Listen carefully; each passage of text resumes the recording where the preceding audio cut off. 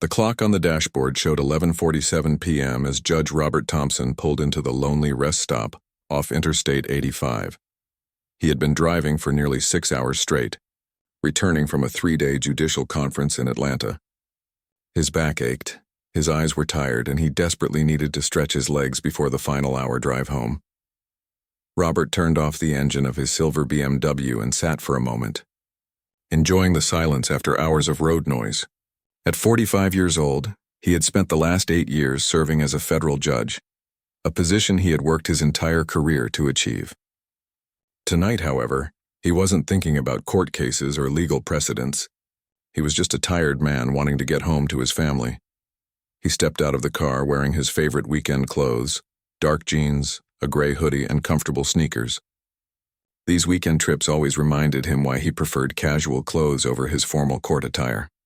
The cool night air felt good against his face as he walked toward the small building that housed the restrooms and vending machines. The rest stop was mostly empty except for 2 18-wheelers, parked in the truck section, and a few cars scattered around the parking lot. Security lights cast long shadows across the pavement, creating an almost peaceful atmosphere. Robert walked slowly, working out the kinks in his legs and back from the long drive. He pulled out his phone to check for any messages from his wife, Linda. She had texted an hour ago asking about his arrival time. He smiled as he typed back that he would be home within the hour. As he finished sending the message, he heard the sound of a car engine getting closer. A police patrol car pulled into the rest stop, its headlights sweeping across the parking area. Robert didn't think much of it at first. Police officers regularly checked rest stops, especially late at night. It was part of keeping travelers safe. He continued walking toward the building, focused on his phone screen. The patrol car came to a stop about 30 feet away from where Robert was standing. 2 officers got out of the vehicle. Even in the dim lighting, Robert could see they were both white men, probably in their 30s. They closed their car doors with purpose and began walking directly toward him. Officer Jake Patterson was the first to speak. He was a stocky man with short brown hair and a permanent scowl on his face. "Hey, you there. Stop where you are." Robert looked up from his phone, slightly confused. He had done nothing wrong and was simply using a public rest area as intended. "Good evening, officers," he said politely, stopping where he stood. The second officer, Rick Coleman, was taller and thinner than his partner. He had been a police officer for 12 years and had developed a suspicious attitude toward anyone he deemed out of place. Tonight, seeing a well-dressed black man at a rest stop late at night immediately triggered his prejudices. "What are you doing here?" Coleman asked, his hand resting on his belt near his weapon. Robert was taken aback by the aggressive tone. "I'm just taking a break from driving. I've been on the road for several hours and needed to stretch my legs." Patterson stepped closer, his eyes scanning Robert from head to toe. He noticed the expensive clothes, the nice car in the background, and immediately made assumptions. "That your BMW over there?" "Yes, it is," Robert answered truthfully. "Uh-huh," Patterson said with obvious disbelief. "And what do you do for work that lets you afford a car like that?" Robert felt a chill that had nothing to do with the night air. He was experiencing something he had read about in countless case files, but had never personally encountered.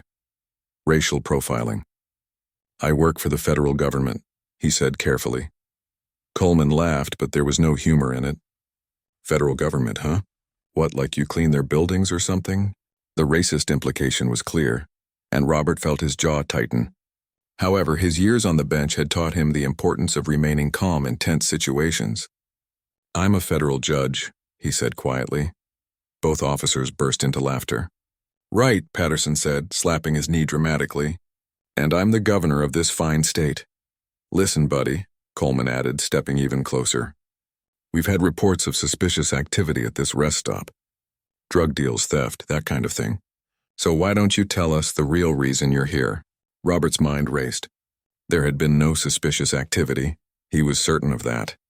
These officers were clearly targeting him, based on nothing more than his race and their own prejudices. "Officers, I can show you my identification if that would help clear this up." "Oh, you bet you're going to show us your ID," Patterson said. "Nice and slow. And keep your hands where we can see them." As Robert slowly reached for his wallet, Coleman was already calling into his radio. "We've got a suspicious individual at the I-85 rest stop. Possible drug activity. Requesting backup, Robert's heart sank. He knew that once backup arrived, the situation would only escalate. Officers, there's clearly been a misunderstanding. I'm Judge Robert Thompson from the federal courthouse. I can give you my chamber's phone number to verify. Sure you are, Patterson sneered. And what's a federal judge doing dressed like a thug at a rest stop at midnight? The word thug hit Robert like a slap. Here he was, a man who had dedicated his life to upholding justice and the law, being treated like a criminal because of the color of his skin. These are just comfortable clothes for driving, he explained patiently. Coleman shook his head dismissively. Look, we know your type. You probably stole that car. Maybe that credit card you're planning to use too. Best thing for you to do is cooperate and tell us the truth.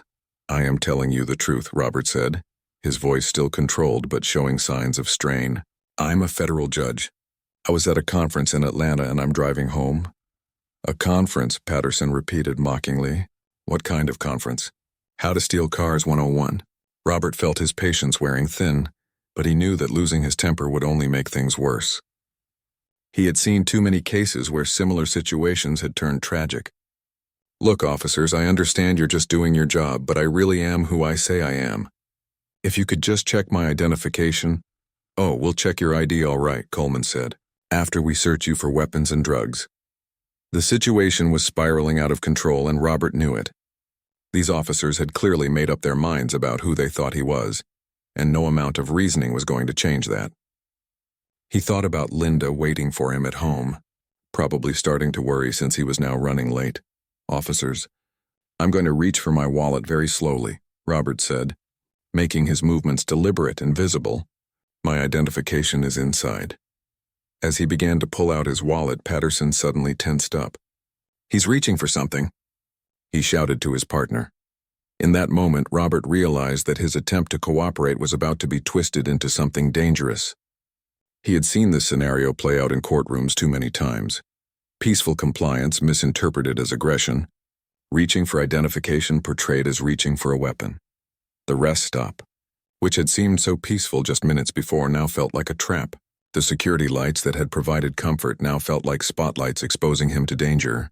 And the two men who were supposed to protect and serve were treating him like public enemy number one, all because he was a black man who had stopped to rest during a long drive home. Everything happened in a matter of seconds, but to Robert it felt like time had slowed down to a crawl. As his hand moved toward his wallet, Officer Patterson's shout of "He's reaching for something" echoed across the empty rest stop like a war cry. Before Robert could even process what was happening, both officers were rushing toward him. Patterson tackled him from the left side while Coleman grabbed his right arm. The force of their combined weight sent all three men crashing to the rough pavement. I was getting my wallet, Robert gasped as his face scraped against the concrete. You asked for my identification.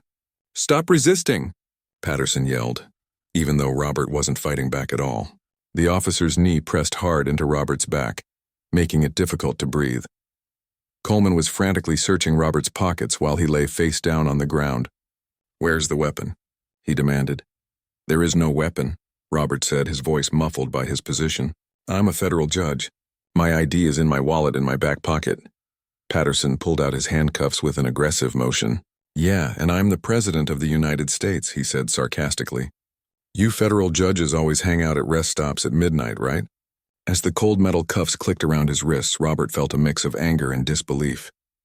In all his years practicing law and serving on the bench, he had never imagined he would be on this side of an arrest. The concrete was cold against his cheek and he could taste blood from where his lip had been cut during the tackle. Coleman finally found Robert's wallet and pulled it out. Instead of looking at the identification inside, he held it up like evidence. Look at this fancy leather wallet. Probably stolen just like everything else. Open it, Robert said desperately. Look at my driver's license. Look at my federal judge identification card. But the officers weren't interested in facts that might contradict their assumptions. Patterson hauled Robert to his feet, keeping a tight grip on his arm. Save your stories for the judge, pal. The irony of that statement wasn't lost on Robert, but he doubted these officers would appreciate it even if he pointed it out.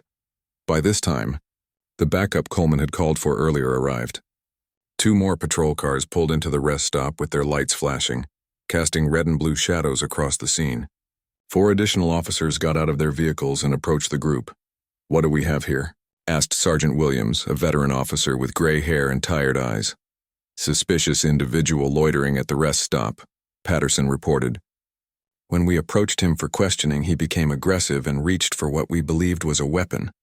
Robert couldn't believe what he was hearing. "That's not what happened at all," he protested. "I was reaching for my wallet because they asked for my identification." "He keeps claiming he's some kind of federal judge," Coleman added with a laugh. "Says he was at a conference in Atlanta."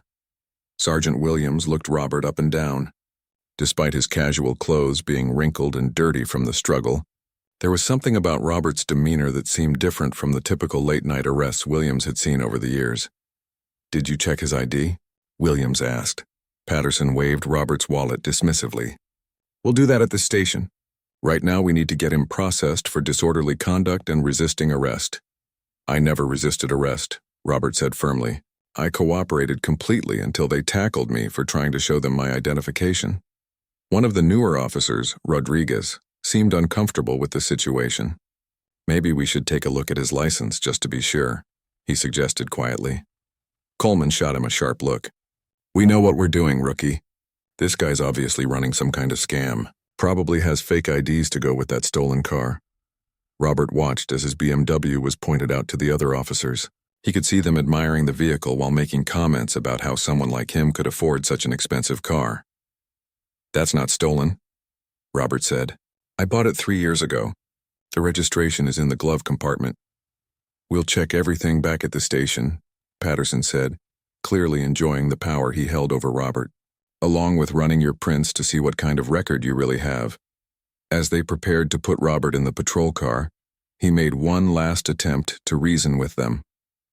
"Officers, I'm asking you to please verify my identity before you go any further with this. I really am Judge Robert Thompson from the federal courthouse. You can call my chambers or check with court security." Sergeant Williams paused for a moment, looking at Robert more carefully.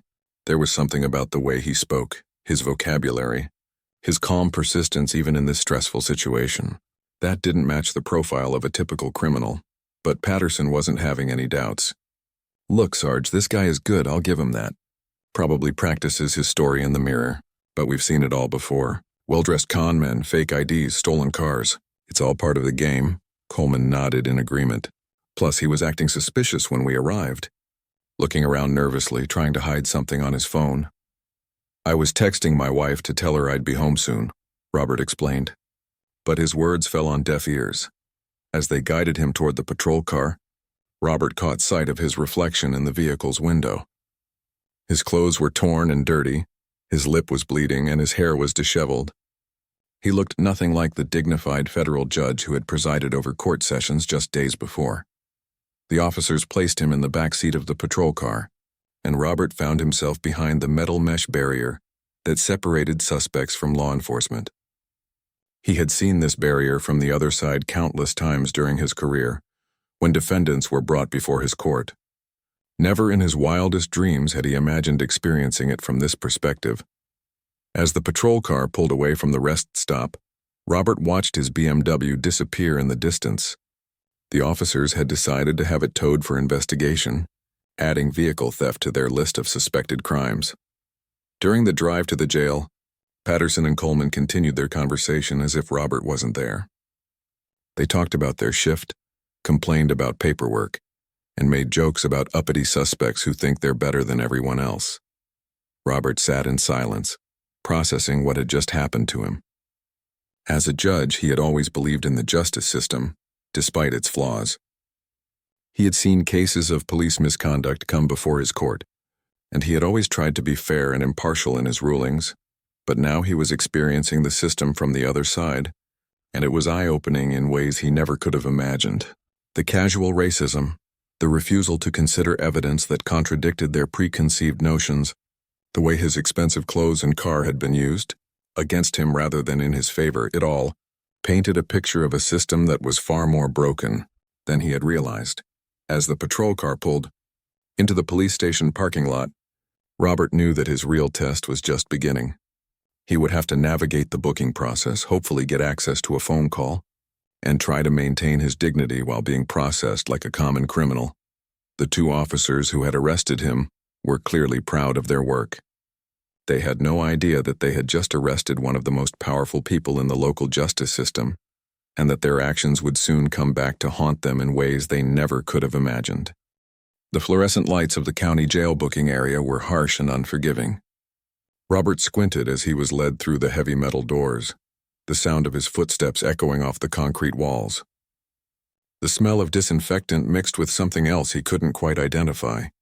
Fear, perhaps, or desperation. Desk Sergeant Maria Santos looked up from her paperwork as the officers approached with their suspect.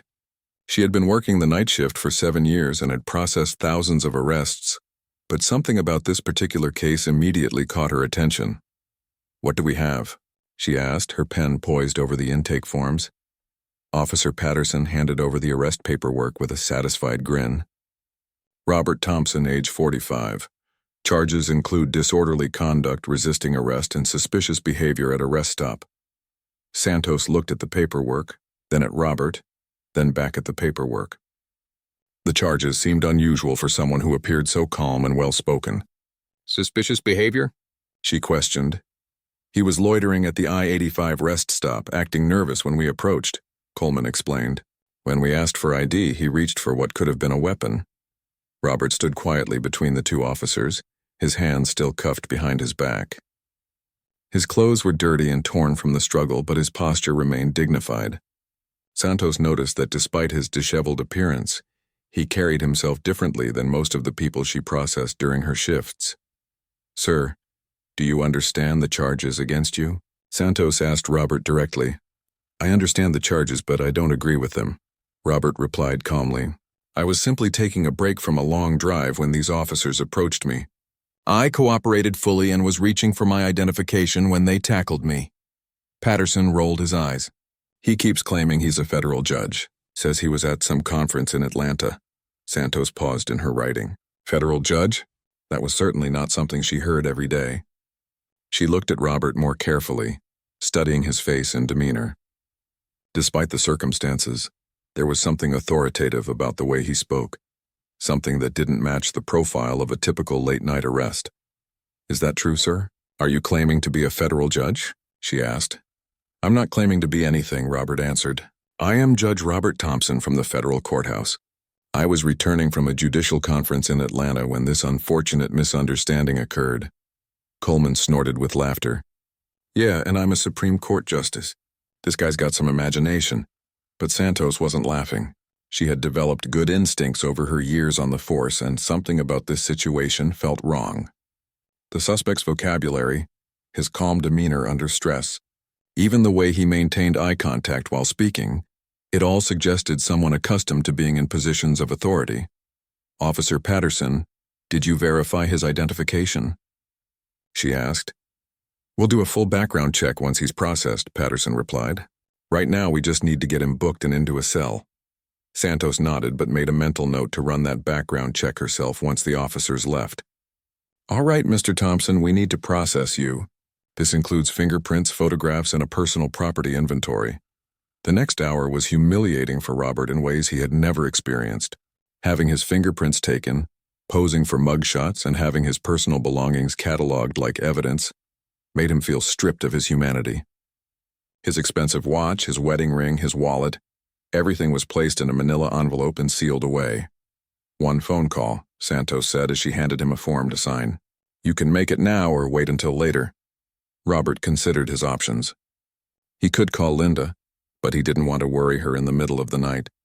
He could call his lawyer, but that would take time to arrange. Instead, he decided to call his court clerk, David Kim, who lived nearby and would be able to verify his identity quickly. "I'd like to make my call now," Robert said. Santos led him to a payphone mounted on the wall near the booking desk. Robert dialed David's home number, praying his clerk would answer despite the late hour. After 4 rings, a sleepy voice answered. "Hello? David, this is Judge Thompson. I'm sorry to wake you, but I need your help." There was a pause as David tried to process why his boss was calling him at 1:30 in the morning. "Judge Thompson? Is everything okay? You sound different." "I'm at the county jail," Robert explained quietly, conscious that the officers were listening to every word. There's been a misunderstanding and I've been arrested. I need you to verify my identity. You've been what? David's voice was suddenly wide awake. Judge, that's impossible. There must be some mistake. Yes, there's definitely been a mistake, Robert agreed. Can you speak to the desk sergeant and confirm who I am? Santos took the phone from Robert, her curiosity now fully aroused. This is Sergeant Santos. Who am I speaking with? This is David Kim, clerk for Judge Robert Thompson at the federal courthouse, came the clear reply. The man you have there really is Judge Thompson. He was at a judicial conference in Atlanta this week and was driving home tonight. Santos felt her stomach drop. She looked at Robert with new eyes, seeing past the torn clothes and disheveled appearance to the man underneath. Can you verify his physical description? He's about 5'10", African-American, 45 years old, usually very well dressed, but tonight he was traveling, so probably in casual clothes, David replied. Sergeant, Judge Thompson is one of the most respected jurists in the state. Whatever happened tonight, there's been a serious misunderstanding. After hanging up the phone, Santos immediately pulled Patterson and Coleman aside. We need to talk, she said urgently. What's the problem? Patterson asked, annoyed at being delayed from completing his paperwork. I just spoke with his court clerk. This man really is a federal judge. The color drained from both officers' faces. Coleman was the first to speak. That's impossible. Look at him, he was acting suspicious. He was dressed like what? Santos asked pointedly. Like someone taking a casual road trip? Patterson tried to salvage the situation. Even if he is who he says he was still acting suspicious, and he resisted when we tried to arrest him. Santos had read enough arrest reports to know when officers were covering their tracks. Did either of you actually look at his identification before arresting him? The silence that followed was answer enough. Meanwhile, Robert was led to a holding cell where he would spend the remainder of the night. The cell was small and stark, with a metal bench attached to the wall and a single toilet in the corner. The walls were covered with graffiti left by previous occupants, names, dates, messages of despair and defiance. As he sat on the hard bench, Robert reflected on the evening's events. He thought about all the defendants who had appeared before his bench over the years, many of them claiming police misconduct or racial profiling. He had always listened carefully to their complaints, but he realized now that he had never truly understood what they had experienced. The casual racism of the officers, their immediate assumptions about his character based on his race, the way they had dismissed his attempts to explain himself, it all painted a picture of a system that was fundamentally flawed. These weren't just individual bad actors. They were products of a culture that allowed such behavior to flourish. The night dragged on slowly. Robert could hear sounds from other parts of the jail, doors slamming, footsteps echoing, occasional shouting from other inmates. Every sound reminded him of where he was and how far he had fallen from his usual position of respect and authority. He tried to sleep, but the bench was uncomfortable and his mind wouldn't stop racing. The events of the evening played over and over in his head like a bad movie. The look of hatred in Patterson's eyes, the casual way Coleman had dismissed his attempts to explain himself, the rough treatment during the arrest, it all felt surreal. Robert had spent his entire career believing in the justice system, despite its flaws. He had seen cases of police misconduct come before his court, and he had always tried to be fair and impartial in his rulings. He had sentenced officers who had abused their power, but he had also dismissed cases where he felt the evidence didn't support claims of misconduct. Now he was seeing the system from the other side, and it was eye-opening in ways he never could have imagined. The casual assumption of guilt, the refusal to consider evidence that contradicted their preconceived notions, the way his expensive clothes and car had been used against him rather than in his favor. It all painted a picture of a system that was far more broken than he had realized. Around 3 a.m., Robert heard footsteps approaching his cell. Sergeant Santos appeared at the bars looking uncomfortable and apologetic. Judge Thompson, she said quietly, I want you to know that I've documented everything that happened tonight. I've also contacted my captain about this situation. Robert looked up at her with tired eyes. Thank you, Sergeant. I appreciate your professionalism. I'm sorry this happened to you, Santos continued. Those officers should have verified your identification before making an arrest. The question is, Robert said thoughtfully, what happens to people who don't have the credentials to prove their innocence? What happens to ordinary citizens who are treated this way? Santos didn't have an answer for that, and they both knew it.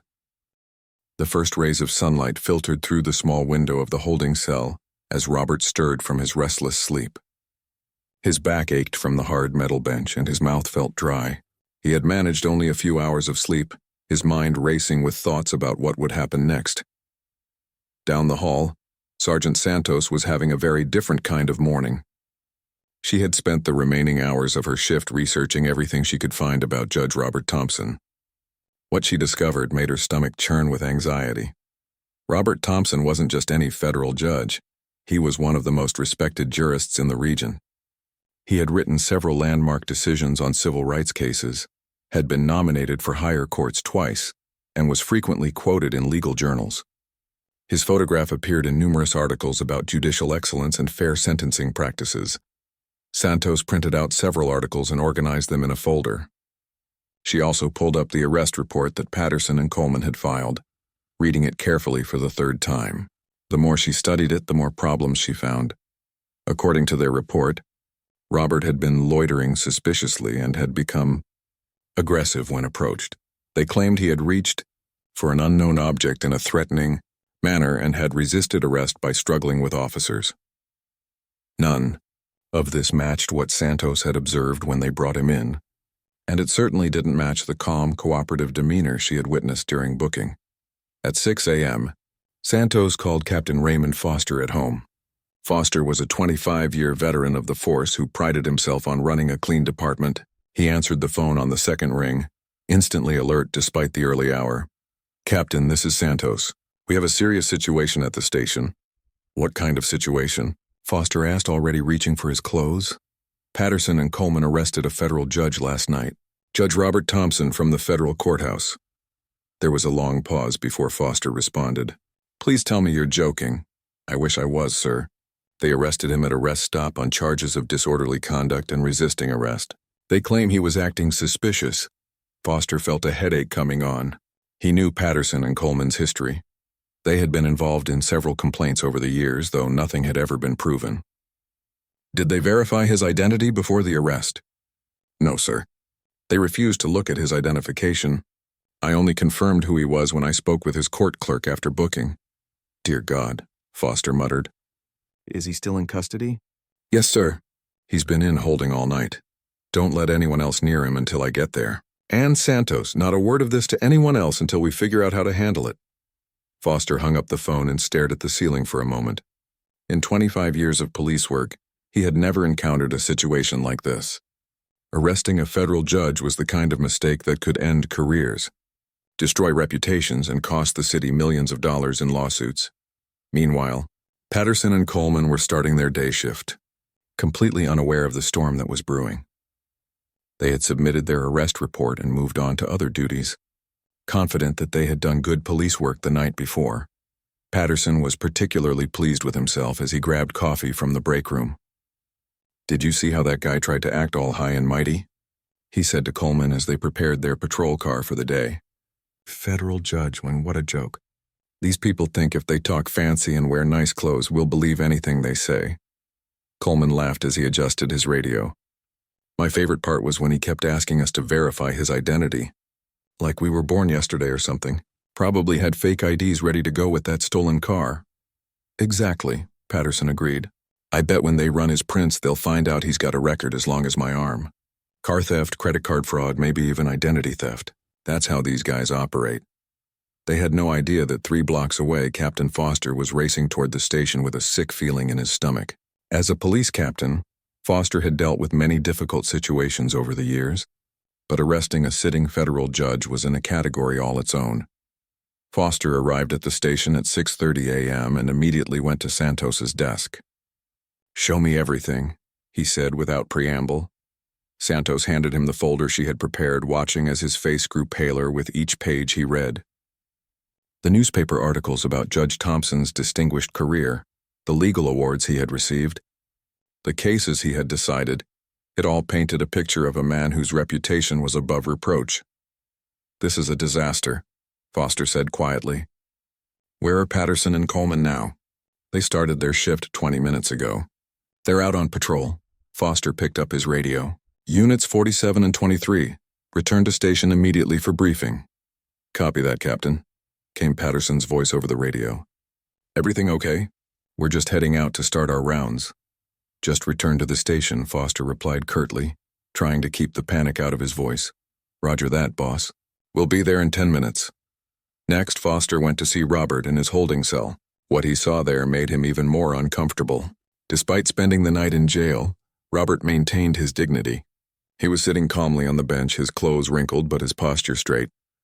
Judge Thompson, Foster said as he approached the cell, I'm Captain Foster. I want to apologize for what happened to you last night. Robert looked up at the captain with tired but alert eyes. Captain, I appreciate your concern. What I'm more interested in is making sure this doesn't happen to others who don't have the benefit of my position. Foster was struck by Robert's response.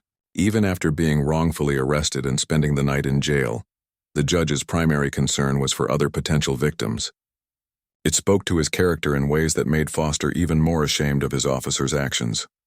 Sir, we're going to get you released immediately and return your vehicle. We're also launching a full investigation into what happened. I hope that investigation will be thorough and transparent, Robert said, and I hope it will lead to meaningful changes in how your officers are trained. Foster nodded, already dreading the conversation he was about to have with Patterson and Coleman. Judge, is there anything you need right now? Medical attention? Something to eat or drink? I'm fine, Captain.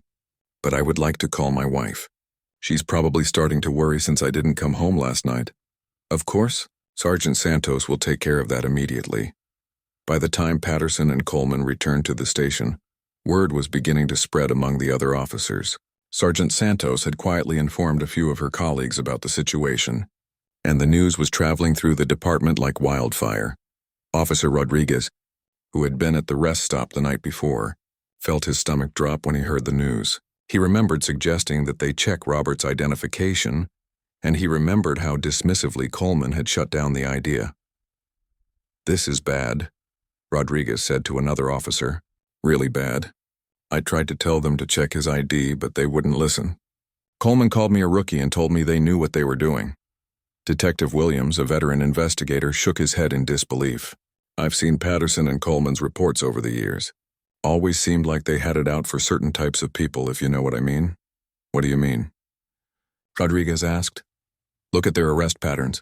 Mostly young black men, usually for minor charges that get dropped later. I always wondered if something was going on, but I never had proof. Foster called Patterson and Coleman into his office and closed the door. Both officers could tell from his expression that something was seriously wrong, but they had no idea just how serious. Sit down, Foster said grimly. We need to talk about your arrest last night. Patterson tried to maintain his confidence. Which arrest? We had a good night. Got a suspicious character at the rest stop who was probably running some kind of scam. That suspicious character, Foster said slowly, is Judge Robert Thompson from the federal courthouse. The silence in the room was deafening. Coleman's face went white and Patterson's mouth fell open. For a moment, neither officer could speak. That's impossible, Patterson finally managed to say. He was just some guy acting suspicious. He was dressed like a thug, hanging around a rest stop at midnight. There's no way he was really a judge, and like what? Foster asked sharply. Like someone on a road trip? Coleman tried to salvage the situation. Even if he is who he says he is, he was still acting suspicious. We followed proper procedures. We had reasonable suspicion to approach him. Foster slammed the arrest report down on his desk. Did you follow proper procedures when you refused to look at his identification? Did you follow proper procedures when you tackled him for reaching for his wallet? Did you follow proper procedures when you ignored multiple requests to verify his identity? Both officers sat in stunned silence, the full weight of their situation beginning to sink in. Captain, Patterson said weakly, we had no way of knowing he was telling the truth. You know how these people are. They'll say anything to get out of trouble. These people? Foster's voice was dangerous. What exactly do you mean by these people, Officer Patterson? Patterson realized his mistake immediately, but it was too late. I just meant suspects in general. Robert Thompson walked out of the county jail at 8:15 a.m., squinting in the bright morning sunlight. Captain Foster had personally overseen his release, returning his belongings with repeated apologies. His BMW had been brought back from the impound lot, and Foster had offered to have someone drive him home. "Thank you, Captain, but I can drive myself," Robert said, adjusting his wrinkled clothes. "I have court this morning." Foster looked at him with surprise. "Sir, with all due respect, perhaps you should take the day off. After what you've been through." "Captain, the wheels of justice don't stop because of one unfortunate incident," Robert replied. "Besides, I have several important cases scheduled today." What Robert didn't mention was that one of those cases involved the very officers who had arrested him. Due to a scheduling conflict at the municipal courthouse, several cases had been transferred to federal court, including his own arrest charges. The irony was not lost on him, but the full impact wouldn't be clear until later that morning. Robert drove home quickly to shower and change into his judicial robes. His wife Linda was still asleep, and he decided not to wake her with the disturbing news of his arrest. That conversation could wait until evening when he had time to explain everything properly. The hot shower felt incredible after his night in jail. As the water washed away the grime and stress of the past 12 hours, Robert reflected on what had happened. The experience had been eye-opening in ways he never could have imagined. He had always believed he understood the challenges faced by defendants in his courtroom, but now he realized he had only seen the surface. At the courthouse, word of Judge Thompson's arrest had spread like wildfire among the staff. Court reporters, bailiffs, clerks, and attorneys were all buzzing with the shocking news. Many refused to believe it was true until David Kim confirmed the details. "I spoke with him myself at 1:30 in the morning," Kim told a group of concerned colleagues. "He was arrested at a rest stop by 2 officers who refused to check his identification. Can you imagine? A federal judge, and they wouldn't even look at his ID." The courthouse security chief, retired police detective Frank Morrison, shook his head in disbelief. "I know those officers.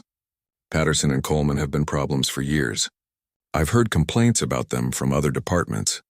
This was bound to happen eventually." "What kind of complaints?" asked court reporter Susan Taylor. "Racial profiling, mainly.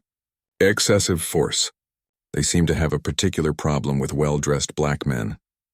I guess they think anyone who looks successful must be up to something illegal." Meanwhile, at the police station, Patterson and Coleman were having the worst morning of their careers. Captain Foster had suspended them both pending a full investigation, and they were required to report to Internal Affairs for interviews. "This is insane," Patterson said to his partner as they sat in the break room, no longer allowed to go out on patrol. "How are we supposed to know he was really a judge? He looked like any other suspicious character hanging around a rest stop at midnight." Coleman nodded in agreement, but inside he was starting to panic. The reality of their situation was beginning to sink in. "Maybe we should call our union rep," he suggested. "This whole thing is being blown out of proportion." What they didn't know was that their union representative had already reviewed the case and was quietly advising them to prepare for the worst. Arresting a federal judge based on racial profiling was not something that could be easily defended or explained away. "I've seen a lot of bad situations in my career," Union Rep Mike Barnes told his assistant, "but this one takes the cake. These guys didn't just make a mistake. They refused to look at evidence that would have prevented the whole thing." At 9:30 a.m., Robert arrived at the federal courthouse wearing his black judicial robes. He walked through the same corridors he had traversed thousands of times before, but today felt different. The concerned looks from his colleagues, the whispered conversations that stopped when he passed by, the mix of sympathy and shock in people's eyes, it all reminded him that he was no longer just a judge, but also a victim. "Judge Thompson," called out Attorney General Lisa Martinez as she spotted him in the hallway. "I heard what happened. This is absolutely unacceptable." "Are you okay?" "I'm fine, Lisa, just tired. But I'm more concerned about what this says about our justice system than about my personal experience. The whole legal community is talking about this. There's going to be fallout, and it's going to be significant." Robert's first case of the day was a complex federal fraud trial that had been ongoing for 2 weeks. The attorneys, jury, and courtroom staff all treated him with their usual respect. But Robert could sense an underlying tension. Word of his arrest had reached even the participants in his courtroom. "Your Honor," said defense attorney Janet Stevens during a brief recess, "if you need to postpone proceedings given the circumstances." "Thank you for your concern, Counselor," Robert replied. "But we will proceed as scheduled. Justice delayed is justice denied." It was nearly 11 a.m. when Robert's bailiff, Tom Wilson, approached the bench with a concerned expression. "Your Honor, we have an unusual situation. There's been a scheduling change, and several cases from municipal court have been transferred to your docket today." Robert reviewed the list Wilson handed him. His blood ran cold when he saw his own name listed as a defendant in case number MC 2024-4756. State vs. Robert Thompson. Charges: disorderly conduct, resisting arrest. "Your Honor," Wilson continued quietly, "the arresting officers are here to testify. They don't seem to realize that they're in my courtroom," Robert finished quietly. "Tom, we need to handle this very carefully. Please ask my clerk to contact the district attorney's office immediately. I'll need to recuse myself from this case, obviously." But before Wilson could leave the courtroom, the door opened and Patterson and Coleman walked in, escorting a different defendant for an unrelated case. They were followed by Assistant District Attorney Rachel Green, who was handling the morning's municipal transfers. The moment Patterson saw the judge sitting behind the bench, his legs nearly gave out. The black robes, the nameplate reading, "Judge Robert Thompson," the same face that had looked up at him from the pavement just hours before. It all crashed together in his mind like a train collision. Coleman's reaction was even more dramatic. His face turned completely white, and he had to grab the back of a chair to steady himself. "Oh no," he whispered, loud enough for people in the front row to hear. "Oh no, oh no, oh no." The courtroom fell silent as everyone sensed the tension. Attorney Green looked confused, not understanding why the officers seemed to be in shock. The other court personnel exchanged glances, knowing that something significant was happening, but not sure exactly what. Several attorneys in the gallery had heard about the arrest and were now putting two and two together. The realization of what they were witnessing began to spread through the courtroom like electricity. Robert looked down at the two officers from his position behind the bench. The power dynamic had completely reversed from the night before. Now he was the one in authority, wearing the robes of justice, while they stood before him in a position of complete vulnerability. "Officer Patterson." "Officer Coleman," Robert said in his official judicial voice. "I see you are here as witnesses in case MC 2024-4756. Patterson tried to speak but could only manage a strangled sound. His mouth opened and closed like a fish out of water. Coleman wasn't doing any better, sweat beginning to form on his forehead despite the courtroom's air conditioning. Attorney Green finally realized what was happening. She had read the case file earlier but hadn't made the connection until this moment. The defendant's name was Robert Thompson, and the judge's nameplate read Robert Thompson. "Your Honor," she said carefully, "I believe there may be a conflict of interest in this case."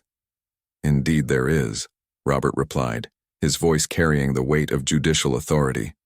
"Bailiff Wilson, please note for the record that I am recusing myself from case MC 2024-4756 due to my personal involvement as the defendant. This case will need to be reassigned to another judge." The whispers in the courtroom grew louder as spectators began to understand what they were witnessing. A few attorneys in the back pulled out their phones, realizing they were observing what might become a legendary moment in local legal history. Patterson finally found his voice, though it came out as barely a whisper. "Your Honor, we didn't know. We had no way of knowing." Robert held up his hand for silence. "Officer Patterson, you are not permitted to address this court regarding a case in which I am personally involved. Any statements you wish to make should be directed to the prosecuting attorney and the judge, who will be assigned to hear this matter." Coleman looked like he might faint. The reality of what they had done was hitting him with full force. They hadn't just arrested an innocent man. They had arrested one of the most powerful people in the local justice system. Someone who would now have intimate knowledge of their conduct, their prejudices, and their complete failure to follow proper procedures. "However," Robert continued, his voice carrying even more authority now, "I want to make something clear to everyone in this courtroom. What happened to me last night was wrong, but it was not unique." News of the courtroom confrontation spread through the legal community like wildfire. By noon, every attorney, judge, and court official in the city knew about the morning's dramatic events. The story was too incredible to keep quiet. A sitting federal judge arrested by racist cops who then had to face him in his own courtroom. District Attorney Patricia Morgan was in an emergency meeting with her senior staff when her phone rang for the 5th time in 10 minutes. Every call brought the same shocking news. Judge Robert Thompson had been wrongfully arrested, and the officers responsible had just faced him in court. "We need to act fast," Morgan told her team. "This case is going to be under a microscope. Every decision we make will be scrutinized by the media, the federal government, and the civil rights community." Assistant DA Rachel Green, who had witnessed the morning's events firsthand, was still shaken by what she had seen. "Ma'am, those officers clearly violated Judge Thompson's civil rights. The arrest report doesn't match anything I observed in the courtroom. They were terrified when they realized who they had arrested." "What exactly did you see?" Morgan asked. Judge Thompson was completely professional and dignified even while recusing himself from his own case. "But those officers, they looked like they'd seen a ghost. One of them could barely stand up. It was clear they knew they had made a terrible mistake." Meanwhile, at the police station, Captain Foster was dealing with his own crisis. Internal Affairs had already begun their investigation, but Foster knew that wouldn't be enough. A case of this magnitude would require federal involvement. "Get me the FBI Civil Rights Division on the phone," Foster told his secretary. "We need to report this ourselves before someone else does." Foster had been in law enforcement long enough to know that getting ahead of a scandal was the only way to minimize damage. But he also knew that no amount of damage control could undo what Patterson and Coleman had done. Patterson and Coleman sat in separate rooms, waiting to be interviewed by internal affairs investigators. Both men were beginning to understand that their careers in law enforcement were likely over. The union representative, Michael Barnes, had arrived and was preparing them for the worst. "Listen carefully," Barnes told Patterson during their private consultation. "This isn't just about losing your jobs anymore. You could be facing federal civil rights charges. The FBI will probably want to interview you, and anything you say can be used against you in court." Patterson's hands were shaking as the reality hit him. "But we were just doing our jobs. How were we supposed to know he was really a judge?" "He didn't look like a judge." "That's exactly the kind of thinking that got you into this mess," Barnes replied grimly. "You should have verified his identity when he offered to show it to you. Instead, you made assumptions based on his race and refused to listen when he tried to tell you who he was. But Mike, you know how it is out there. These people will say anything to get out of trouble. They lie all the time." Barnes stared at his client in disbelief. "Did you just say these people again? After everything that's happened?" "Patterson, you need to understand something.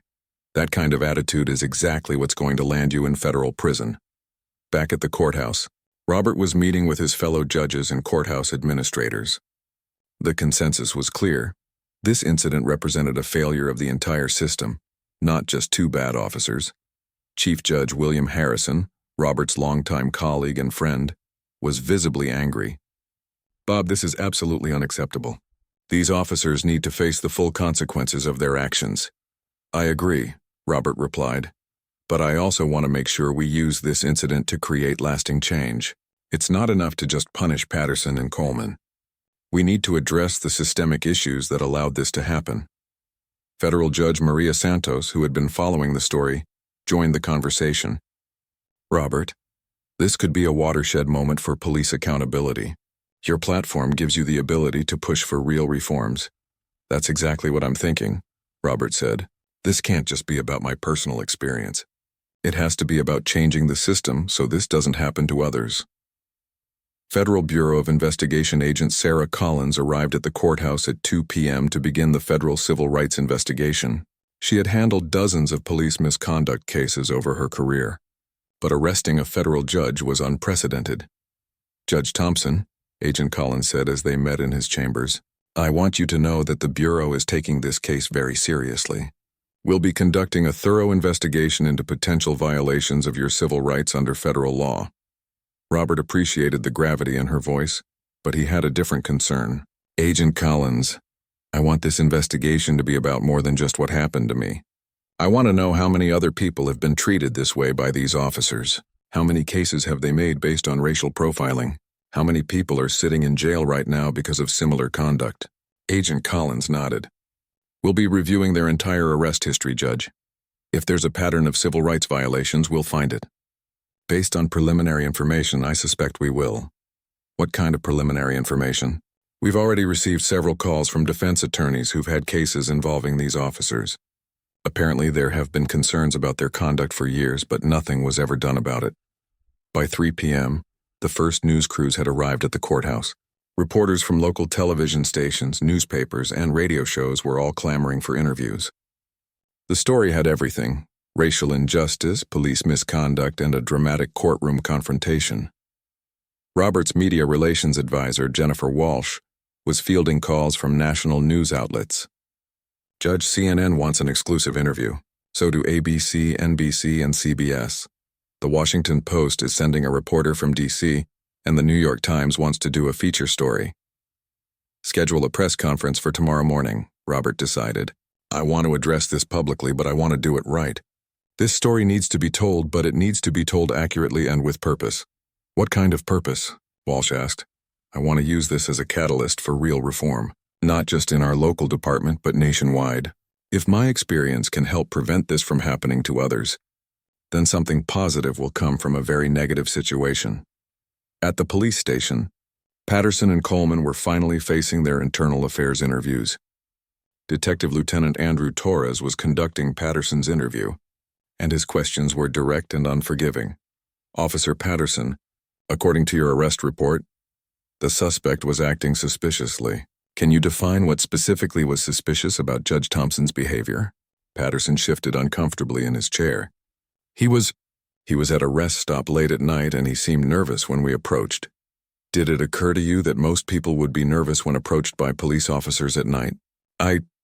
Well, yes, but he was doing more than just being nervous. He was looking around like he was planning something. Planning something? Like what? I don't know. Maybe planning to run, or maybe he had accomplices nearby. Torres made a note. Officer Patterson, did Judge Thompson comply when you asked for identification? He reached for something and we didn't know what it was. Did he tell you he was reaching for his wallet to show you his identification? Patterson's voice got smaller. Yes, but we thought it might be a weapon. Had he made any threatening movements prior to reaching for his identification? No, but had he said anything threatening? No. Had he shown any signs of aggression toward you or your partner? No, but he was acting like he was better than us. Like he was too good to be questioned by police officers. Torres stopped writing and looked up sharply. Acting like he was better than you? Can you explain what you mean by that? He was talking all proper and claiming to be a federal judge. Using big words and acting all educated. We thought he was putting on an act to try to impress us. So you arrested him because he spoke well and claimed to have an important job. The implications of Patterson's words were becoming clear, even to him. That's not... we arrested him because he was acting suspicious and then resisted when we tried to detain him. Officer Patterson, did you verify his identity before making the arrest? We were going to do that at the station, but he offered to show you his identification at the scene, correct? Yes? And you refused to look at it? Patterson was silent for a long moment. Yes, why did you refuse? Because we thought it might be fake. These people often carry fake IDs. These people? What people are you referring to, Officer Patterson? Patterson realized he had made another mistake. I meant suspects in general. People who are up to no good. Similar scenes were playing out in Coleman's interview. Both officers were painting a picture of racial profiling so clear that even their union representative was advising them to cooperate fully with investigators. Meanwhile, Judge Robert was reviewing the policies and procedures of the police department. What he found disturbed him even more than his own arrest. There had been dozens of complaints about Patterson and Coleman over the years, but none had resulted in serious disciplinary action. David, he told his clerk, I want you to research every case that's come before our court involving these two officers. I want to know if there's a pattern here. 3 weeks had passed since the arrest that shocked the legal community and beyond. The story had exploded across national media, with Judge Robert Thompson's case becoming a symbol of systemic racism in law enforcement. What started as a simple traffic stop had transformed into a nationwide conversation about police accountability and civil rights. The FBI investigation, led by Agent Sarah Collins, had uncovered a disturbing pattern of misconduct by officers Patterson and Coleman. Their arrest records showed a clear bias. Over 80% of their arrests in the past 5 years involved people of color. despite working in a district that was only 35% minority. The evidence is overwhelming. Agent Collins reported to U.S. Attorney Michael Chen. These officers have been systematically violating civil rights for years. Judge Thompson's case is just the tip of the iceberg. Chen reviewed the thick file of evidence that had been compiled: body camera footage from other arrests, witness statements, dismissed cases due to procedural violations. It all painted a picture of two officers who had been allowed to operate with impunity for far too long. "We're looking at multiple federal charges," Chen told his team. "Conspiracy to violate civil rights under color of law, deprivation of rights under color of law, and potentially obstruction of justice for filing false police reports." The investigation had revealed shocking details about the officers' conduct. Text messages between Patterson and Coleman showed casual use of racial slurs and discussions about targeting certain neighborhoods for what they called fishing expeditions, around essentially looking for reasons to arrest people they deemed suspicious. One particularly damaging text from Coleman to Patterson read, "Heading to the nice part of town tonight. Time to see what these people are really up to when they think nobody's watching." Another from Patterson replied, "Love it. Nothing better than putting uppity ones in their place." Patterson and Coleman were arrested at their homes on a Tuesday morning.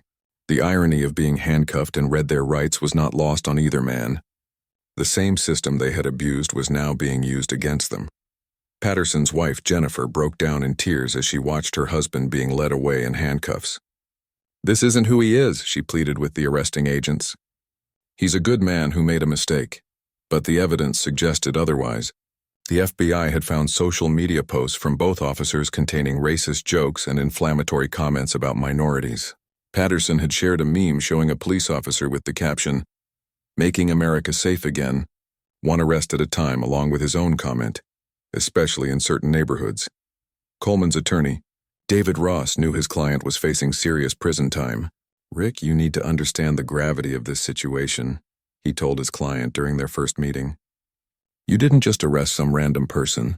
You arrested a federal judge, and the entire justice system is now focused on your conduct." "But I was just doing my job," Coleman protested. "How was I supposed to know he was telling the truth? People lie to us all the time." "That's exactly the problem," Ross replied. "Your job was to verify his identity when he offered to show it to you, not to make assumptions based on his race." The civil lawsuit filed by Judge Robert was equally devastating.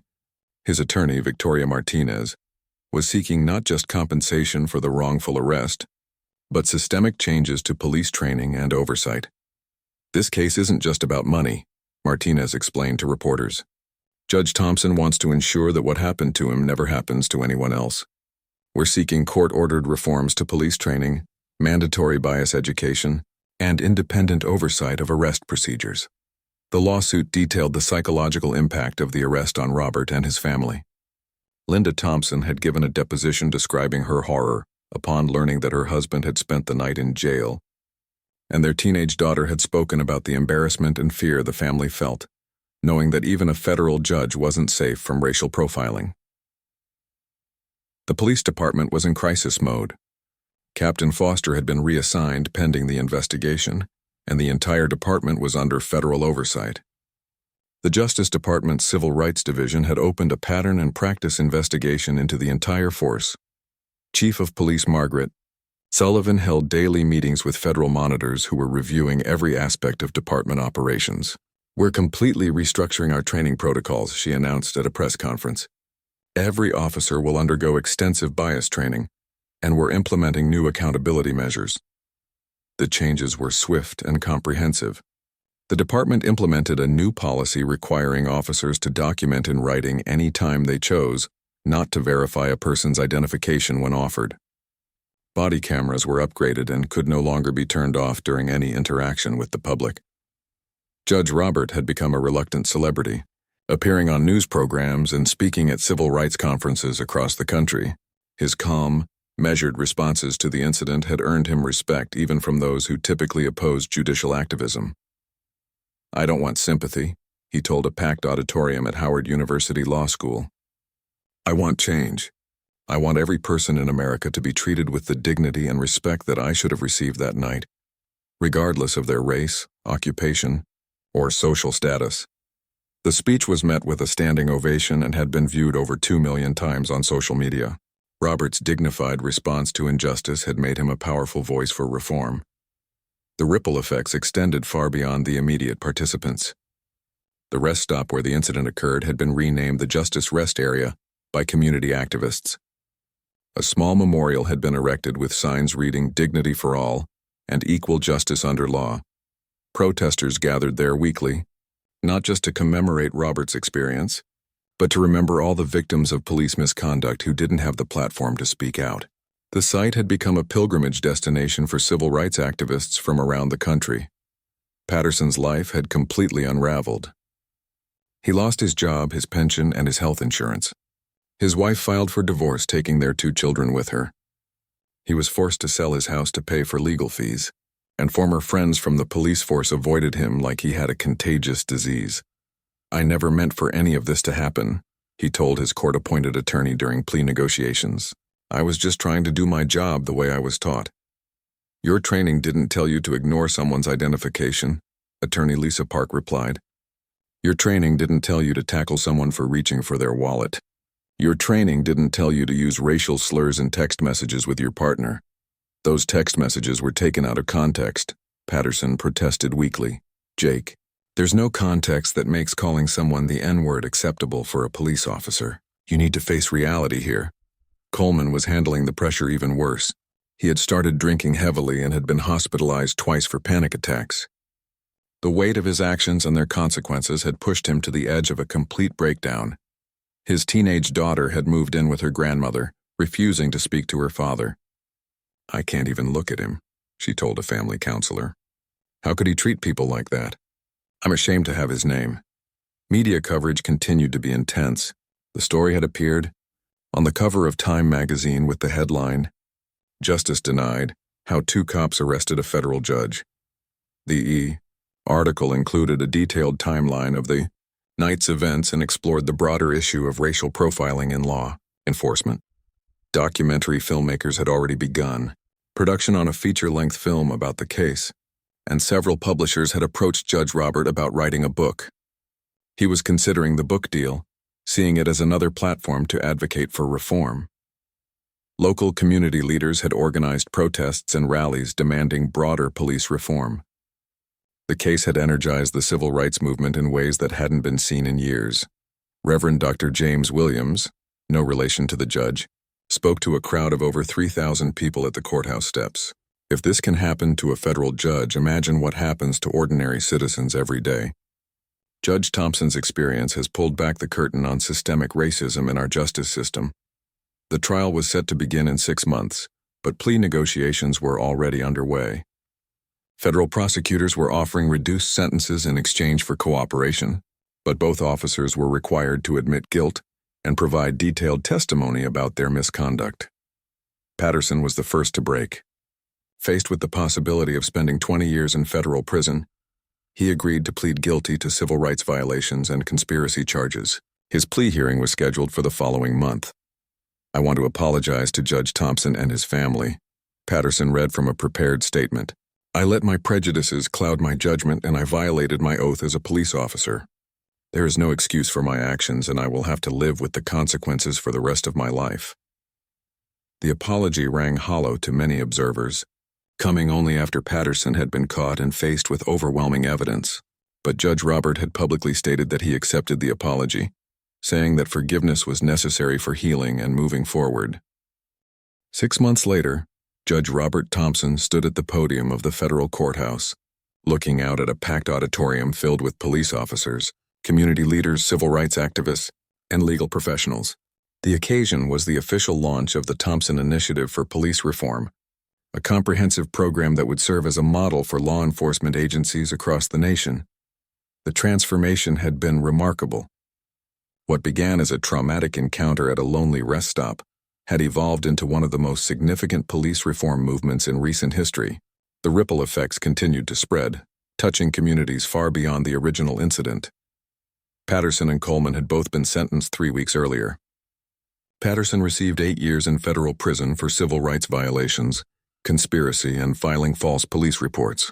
Coleman got 10 years due to his longer history of misconduct and his initial refusal to cooperate with investigators. During their sentencing hearings, both men had apologized publicly to Judge Robert and to the broader community. Their words seemed hollow to many observers, coming only after they had been caught and convicted, but Judge Robert had accepted their apologies with characteristic grace. "Forgiveness doesn't mean forgetting," he had said outside the courthouse after the sentencing. "It means choosing to move forward in a way that creates positive change, rather than simply dwelling on past wrongs." The sentences had sent shockwaves through law enforcement communities nationwide. Police unions initially protested the harsh penalties, but public support for the convictions was overwhelming. A poll showed that 78% of Americans believed the sentences were appropriate or too lenient. The police department had undergone a complete transformation under federal oversight. Chief Sullivan had implemented every reform recommended by the Justice Department's Civil Rights Division, and several additional measures that went beyond federal requirements. Officer Rodriguez, who had been present during the original arrest and had suggested checking Robert's identification, was now serving as the department's community relations coordinator. His promotion was part of a broader effort to reward officers who demonstrated integrity and courage. "That night changed all of us," Rodriguez said during a department training session. "We learned that staying silent in the face of misconduct makes us complicit. Every officer has a duty to speak up when they see something wrong." The new training programs were comprehensive and ongoing. Every officer was required to complete 40 hours of bias awareness training annually, participate in community engagement activities, and undergo regular psychological evaluations. Body cameras were mandatory and monitored by civilian oversight committees. Perhaps most importantly, the department had established an anonymous reporting system that allowed officers to report misconduct by their colleagues without fear of retaliation. The blue wall of silence that had protected officers like Patterson and Coleman was being systematically dismantled. "We've had 12 reports through the anonymous system in the past 3 months, Chief Sullivan announced during a community meeting. 3 resulted in officer suspensions and 1 led to termination. We're creating a culture where doing the right thing is rewarded, not punished."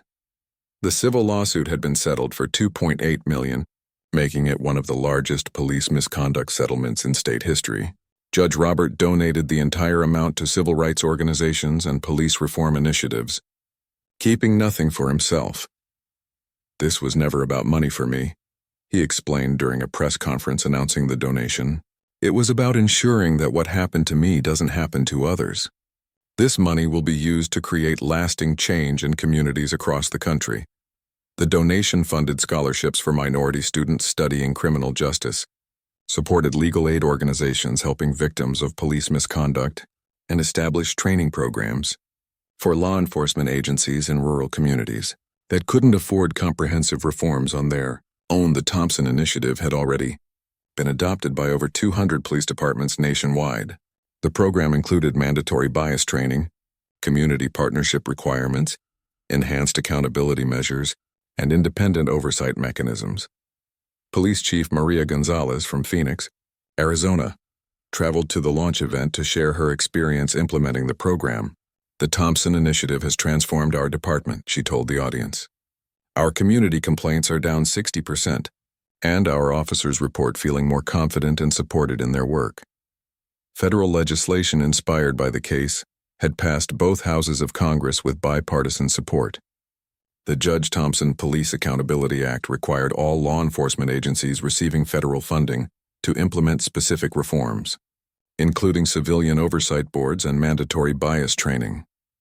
Bob's experience opened people's eyes in ways that decades of academic studies couldn't, said Congresswoman Maria Santos, the bill's primary sponsor. "When a respected federal judge faces this kind of treatment, it forces everyone to acknowledge that the problem is real and systemic." The legislation included funding for body cameras, training programs, and community policing initiatives. It also established a national database to track officers who had been fired for misconduct, preventing them from simply moving to another department. The impact extended beyond law enforcement. Legal education programs now included modules on police community relations, and judicial training seminars addressed unconscious bias in courtroom proceedings. Bar associations across the country had adopted continuing education requirements focused on social justice issues. Judge Robert's speaking engagements had taken him to law schools, police academies, and community centers in all 50 states. His message was consistent. Justice requires constant vigilance and the courage to confront uncomfortable truths about our society. I've learned that my judicial robes couldn't protect me from prejudice, and he told a gathering of law students at Yale, but they did give me a platform to speak out about injustice. Not everyone has that platform, which is why those of us who do must use it responsibly. His book, Justice Interrupted: A Judge's Night in Jail and the Fight for Equal Treatment, had become a bestseller. The proceeds were donated to the NAACP Legal Defense Fund and the Innocence Project. The personal cost had been significant for everyone involved. Patterson's family had lost their home and been forced to relocate to another state. His children faced harassment at school, and his ex-wife struggled to find employment due to the notoriety of the case. Coleman's situation was even worse. His drinking problem had escalated, leading to additional legal troubles. His wife had filed for divorce, and he had been estranged from his teenage daughter since the arrest. The weight of his actions had destroyed not just his career, but his entire life. "I wake up every day knowing that I ruined lives," Coleman had written in a letter to Judge Robert from prison. "Not just my own, but the people I arrested illegally over the years. I can't undo what I did, but I hope my punishment serves as a warning to other officers who might be tempted to abuse their power." The letter had been made public with Robert's permission, and it had been used in police training programs as an example of how prejudice and abuse of power could destroy lives and careers. The rest stop where everything began had been completely renovated and now served as an educational site. A small museum displayed exhibits about civil rights history and police reform. School groups regularly visited to learn about the importance of equal justice under law. A bronze plaque near the entrance read, "On this site, Judge Robert Thompson was wrongfully arrested, leading to nationwide police reforms. Let this serve as a reminder that justice requires eternal vigilance and the courage to confront injustice wherever it occurs." The museum had become a popular destination for civil rights tours and educational trips. Over 50,000 people had visited in the past 6 months, including police officers from departments implementing the Thompson Initiative. The media attention had eventually died down, but the institutional changes continued. Police academies had revised their curricula to include extensive training on constitutional rights and community policing. Departments that failed to meet new federal standards faced loss of funding and federal oversight. Judge Robert had returned to his normal caseload, but his perspective had been permanently altered. He approached every case involving police testimony with enhanced scrutiny, and he had become a vocal advocate for criminal justice reform from the bench. "Experience is a powerful teacher," he reflected during an interview with 60 Minutes. "Before that night, I thought I understood police misconduct as an academic concept. Now I understand it as a lived reality that affects real people in profound ways." His family had also been changed by the experience. Linda had become active in community organizations working on police reform, and their teenage daughter was considering a career in civil rights law. "Dad showed us that even when bad things happen, you can choose to use that experience to help others," she said during a school presentation about her father's case. "That's what real courage looks like." The anniversary of the arrest was marked by a community celebration rather than mourning. Hundreds of people gathered at the courthouse for the Justice Day ceremony,